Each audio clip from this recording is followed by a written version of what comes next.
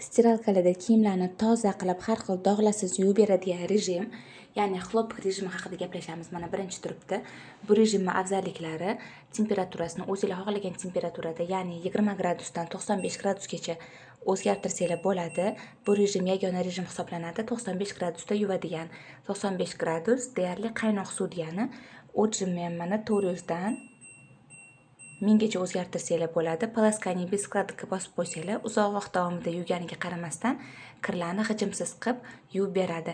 Ekonomiya vremenini bossanglar, iloji boricha vaqtni tejab beradi, ya'ni elektr energiyani tejasizlar degani.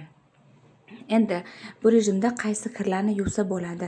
O'z nomi bilan xlopik, ya'ni paxtali materiallardan bo'lgan kiyimlarni yuvsa bo'ladi.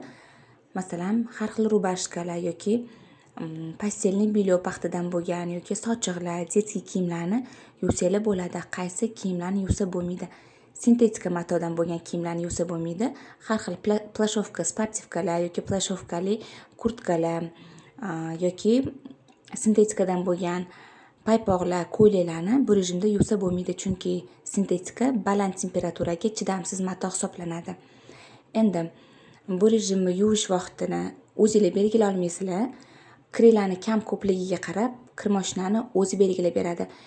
Bu vaqt 1,5 soatdan 3 soatgacha cho'zilishi mumkin. Uzoq vaqt davomida yuvganiga yarasha kirlarni oppoq qilib, hech qanaqa dog'larsiz yuvib beradi. Faqat shu ichiga soladigan parashok, gellarni to'g'ri tanlasanglar, miqdorini to'g'ri solsanglar bo'lgani. Sinab ko'ringlar.